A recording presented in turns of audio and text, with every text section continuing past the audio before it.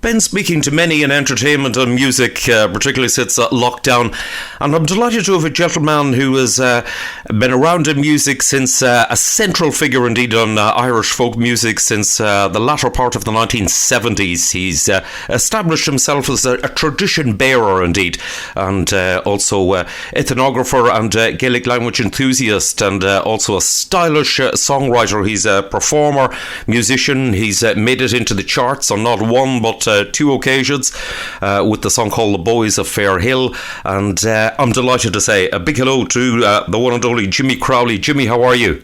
Joey, I'm not too bad at all. Overgrown, as the old people would say. Indeed. You're more than that, Jimmy. You're still going strong after all these years. And you've, it all started off, well, the sort of national prominence was when it was Jimmy Crowley and Stoker's Lodge with the Boys of Fair Hill back in the, I think that was the late 1970s. That's right, 77 onwards, Joey, yeah. I mean, that was a huge success.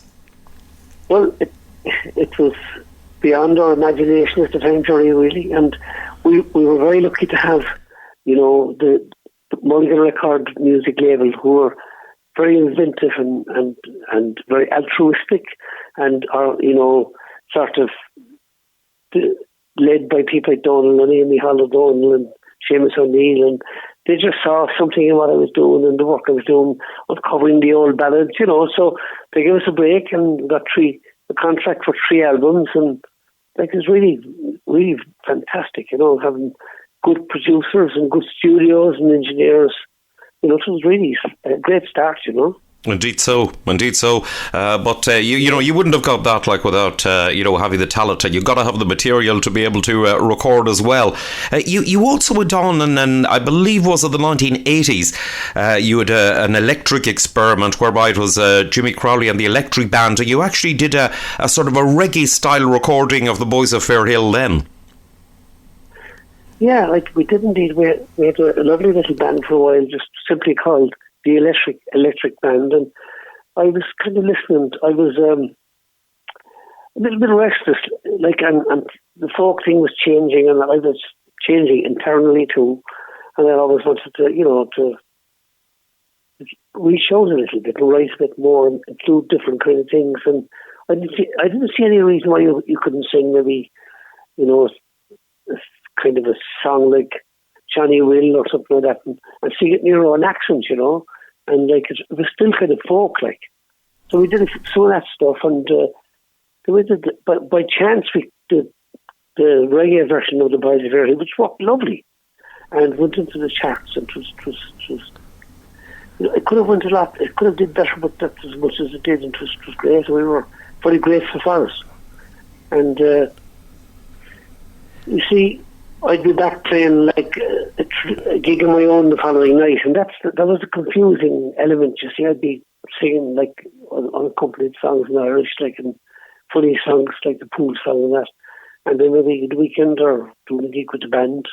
So I think people found it kind of hard to say who is he, what does he do, is he folk or rock or So I didn't say. I mean, I looked at people like Roy Cooler, and said, well, he's raised into everything, he's into everything that's good, Tex-Mex and kind of jazz and country and folk, but overall, great respect for all kinds of music and respect for the people, the music makers and the players and all that, and the older folks. And that's what I was trying to do in Ireland. That's something done before, and when you do something new, you run a bit of a risk, Indeed. Now, you've got some great admirers. I mean, the late Liam Clancy said, I have Jimmy Crowley's music in my car at all times. The late Ronnie Drew said, Jimmy Crowley embodies the spirit of Cork. And Christy Moore says, my journey is always shortened when I meet Jimmy Crowley. Well, that's lovely. I mean, I'm very moved by those comments, and what I'm very sad about, Jerry, is that all those men that you mentioned, you said, the late, I mean, it seems to me just a few weeks ago that we were having the crack together. I was meeting Ronnie in Dublin or meeting Liam down in the ring and having the crack with him and going out to hear him. But it's just strange that they're all past, those kind of icons, Indeed so. Sad it is too. But Jimmy, listen. After all these years, you're still going strong. You're still making music. You're writing music, and you've just released a double album. Well, I just couldn't imagine stopping. I would be dead, I'd say, in 2 months. Like, if I stopped, like, looking for songs, writing songs, finding a new direction for an album or a book or something like that, or So it's I keep going anyway, Jerry. I mean, I don't know how long I last, but I'll probably I'd probably die in the saddle. I'm going to keep it going, because there's still a lot to do, and I can feel myself changing, and as a musician, as an artist, and especially the kind of capacity to play music and to be I used to be really nervous in the studio, and timing was bad. I could find it very hard to put tracks down in time, but all that has come together, and it's just a pleasure now of working out riffs in the studio and arrangements and production ideas. So that just took years and years. I'm very slow, but when I get it, I kind of absorb it, and so I feel really up for it, and it's even the lockdown thing. Even myself, we were working on an album of child ballads. Francis Child was he was a collector of folk songs, and the songs became a kind of a lexicon of folk music. And there were many of them versions were collected in America later on by Cecil Sharp, and we've come across a glorious garland of those songs, and we're just seeking out Irish versions of the child ballads, and my sweetheart, my partner Eve, she's a great singer, and she's very passionate about songs, and she's brings great newness to it, So that's what we're doing, and we're doing a bit of busking, and there's nothing shameful about busking. It's just fantastic doing some of the farmers markets. I mean, there's nothing else going. I don't want to go online on Zoom and that. I just can't do that. Indeed so. Indeed. Spacey. But if you go to a farmer's market and chat up to people and take out a few banjos, a few instruments too, you can feel good. You can sing Maggie Barry songs and songs that the travelling people gave us, and it feels like you're in the right place. We sell a few CDs and make a few bucks, and before the gigs start again, Indeed, that's the day.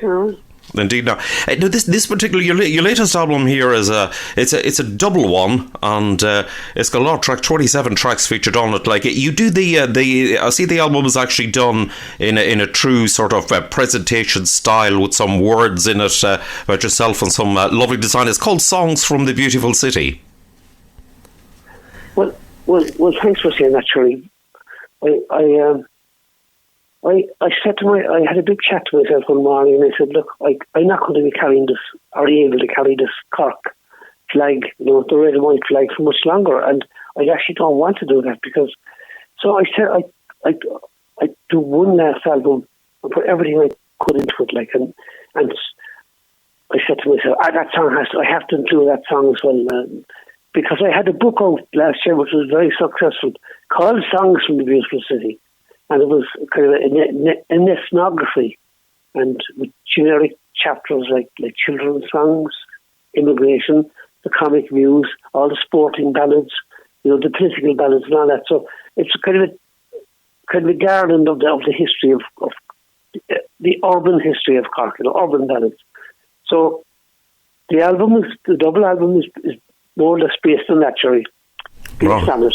But sadly, that's the end for me. This is my last Cork album, and I won't be doing another one. And I think I did my bit. I did 1977. I was singing the Armoured Car and the Pool Song, and it's brilliant to represent your people, and to be when people see you and say, fair play to you, boy, you're a good lad and all that. But here's a song that my granny used to sing, and people phone me up all the time, and it's just lovely. But it's like the reasons I did the electric band. There was another side to me as well, and I want to write and do a few different things, before I go to the big folk club in the sky, You know what I mean? So I said, look, I've lingered long enough now, in my native town, and I love it so much. I'm so proud of it and so grateful for the nursery that it gave me, the cultural thing, But that's it. It was time for some other fella. I said I'd do one more and put everything I have. So there's 26 songs to double album, And it's getting good response anyway. Indeed, yeah, some great tracks on it. I mean, and there is the classic, the likes of the Bells of Shandon, which so many people will know, and also there's some songs on it which people outside of Cork would not be familiar with. But there's also like the Cork Regatta on it, well known as well, and of course the classic Beautiful City on it. Well, there's a good cross section of all the things that motivate, from sports to the political thing, and to the comic music, which is a bit different, I suppose, in our case. And a couple of little occasional songs will be sung, and maybe based on the music hall tradition, like The Price of a Shirt, which is probably an international song, really, about the wiles of ladies of the night who spot kind of innocent sailors and steal their duds and do their money and all that. But it's kind of real, anyway. And the other thing that I loved about it, Jerry, about doing it, working it, was that we had songs that were lost, like maybe just a chorus, or maybe the first verse. And we knitted them back together, we kind of used a bit of ballad anatomy and kind of put flesh on the bones that we took up, and I worked with a great guy called Pat Daly, and he's a wonderful man for kind of digging up songs and for writing songs. He's a great writer as well. But if you give me an old song, say, Pat, I think this was about 1932. And he said, yes, that kind of feel to it. And he said, what do you think was happening in the first verse? And I said, well, it's obvious, it's about a girl who was arrested, and she was served, and she had to go to the jail in Sunday as well for 2 weeks. Why was she in, So I kind of wrote an idea around that, and he kind of wrote this around. And we made great new songs, of songs that were lost forever, Indeed. I could not get the words. I put out a column in the Echo every week, songs of Cork, for faithful readers, so that anybody got the second verse of the old version of Beautiful City or whatever. And Sam Henry used to do that, Jerry, when he collected the songs of the people. He was an ordnance collector, and he had a column too, like I had, a newspaper column, and he put out feelers to his readers, and a ballad every week in the social context and the history. So he got new songs from the column, and so did I. Excellent. That was a really exciting journey too, Indeed. You're mentioning Pat Daly. Pat is a gentleman I've actually also interviewed on the programme, of fine talent. Indeed he is also. So Jimmy, this is the last Cork album. Where to next? Well, the next album is an album called Life, and it's just called Life, and it's just echoing what was it Plato or Socrates said, that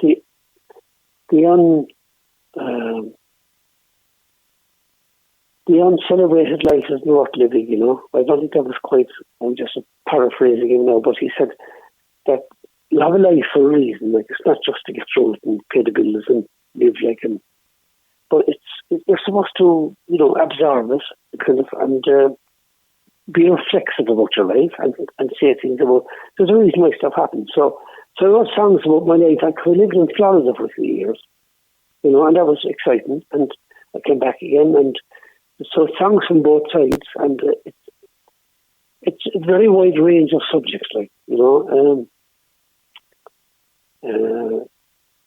there's a song about my cat George when he died, and a song called, just simply called George. There's a song called Feel Like a King, and so my son James when he reached grand old age of 21, and there's several love songs and unrequited kind of things and regrets, and there's a song about Obama in it, kind of bossing over thing. But there's stuff that wouldn't be allowed in the folk scene, really, I suppose,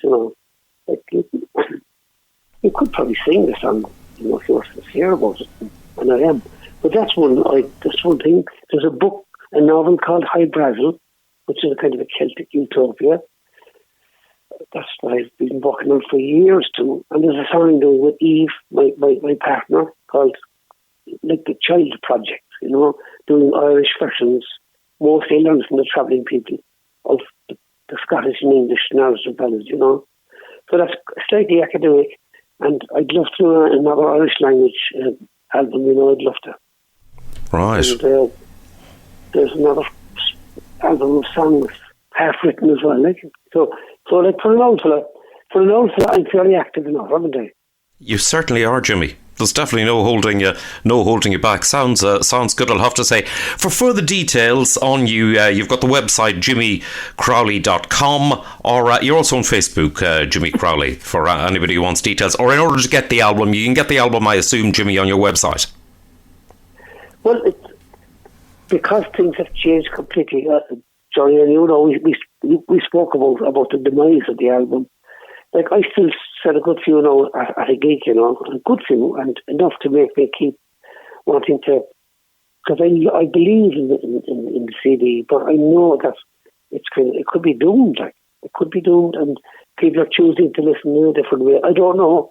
I'm kind of surprised that people have, because the sonic width is not the same, and you will get a better sound from an LP or a CD. Like, you can't just sit down and throw off the shoes and get. Indeed. Have a cup of Thompson's tea. Thompson's tea is very good. It's nearly as good as Barry's tea. Yes. Wood was made in Belfast and the other was brewed in Cork. They're both great teas. Yeah. Great tea drinker, you were saying. Indeed. But like, that's the crack, isn't it? Yes. The crack is Jimmy, listen. I hope it survives. I hope the CD survives, so, I hope it does. Yeah, well, time will still tell, but no matter what, you'll still keep going, you'll still keep writing, and still keep performing. I'm sorry I didn't say this very, very precisely or concisely, but people can get the CD. The best way to get it is really just www.jimmycrowley.com. And on my site, there's a little record store, and everything I've ever recorded, and a lot of people, stuff I did in the States, stuff that people may not be aware of, is available on that site, and we'll post it out in no time at all, with our blessing. The other thing is, catch me at a gig, or if you're in Dublin, you'll get stuff in Caddo Records, they're distributing from me. But that's about it, really. Lovely. Jimmy, listen, it's been great to have a chat with you, great to catch up with you. I wish you all the success in the future in the world, and hopefully when it's safe to do so, you'll be back doing your live gigs. Jimmy, listen, it's been lovely to talk to you. Sure, it's my pleasure, you're great, and thanks for giving me your time and all that, and thanks for the interest.